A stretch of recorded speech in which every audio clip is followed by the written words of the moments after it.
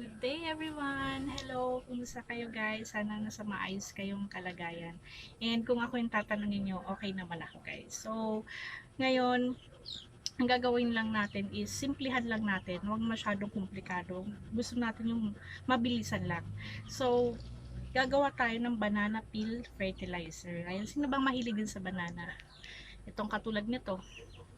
Ang gusto ko sa banana, yung ganito lang yung senyorita lang kasi hindi siya nakakasawang kainin. Ayoko yung masyadong yung ibang klaseng banana. Gusto ko lang yung ganito kaliit yung senyorita. So ito na nga guys, yung kailangan natin na paggawa ng fertilizer, banana peel fertilizer. Ito lang. And empty bottle. Tapos kung meron kayong rainwater, mas okay. Pero kung wala naman, okay lang naman yun. Kasi hindi naman natin agad pa siya gagamitin. Kumbaga, kapag yung gamit mo is, di ba may chlorine yung ating tubig galing sa faucet. Pa-evaporate muna natin mga at least 24 hours bago natin gamitin. So, okay lang naman yun. So, gusto ko lang kasi sa mga ganito, yung madalian lang, ayoko masyadong komplikado. Yan, lagay natin yan. Kasi yung banana peel, rich siya sa potassium and magnesium. Tapos base sa na-research ko, mas effective pa siya, mas maganda yung resulta niya kaysa yung nabibili natin ng mga synthetic na mga fertilizer. Ayan. Ito lang naman, ganyan lang. Then, ididilig natin siya mga once a week lang sa mga halaman natin. Kahit anong halaman, okay lang yun. Tsaka, very organic to, kaya don't worry guys, okay lang naman yan. Unti pala yung ko kasi hindi ko pa naubos yung isang buong sapat ng saging. So, okay lang naman to. Kasi, lang naman yung nito, 1.5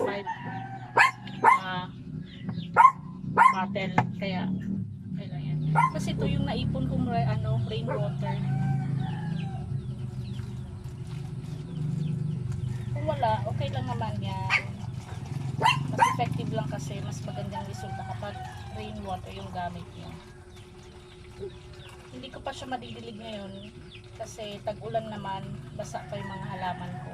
So mag-aantay ako ng 3 days to 1 week para magamit ko. Ayan.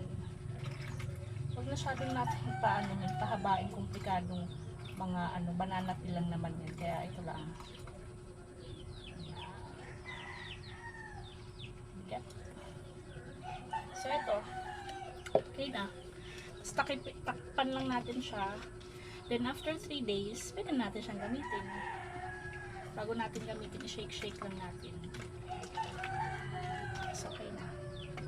So ayan na, bilis lang ng paggawa natin ng banana peel fertilizer. Ayan. So ito palang freezer natin guys, namin kung gusto mong bilhin. Ibebenta na namin yan guys kasi mas prefer namin yung inverter. Kaso syempre dito lang naman sa malapit sa amin kung sino ang may gusto. Kasi dati nagtitinda ako ng mga frozen goods and ice cream. Ngayon na stop kasi yung place na pinagre-renta namin is hindi siya medyo papasok pa, tapos konti lang yung tao. Ayan, kaya promote ko pa. So yan lang guys, ito lang. Thank you for watching, and guys, don't forget pala to comment, share, and subscribe. And thank you pala dun sa 21 subscriber ko. Ayan yung last time 18, ngayon 21 na. Thank you so much sa tatlong nadagdag po. Hopefully dumami pa tayo para ma-reach ko yung ina-achieve ko ng 1K subscriber. So thank you guys, thank you for watching, bye bye.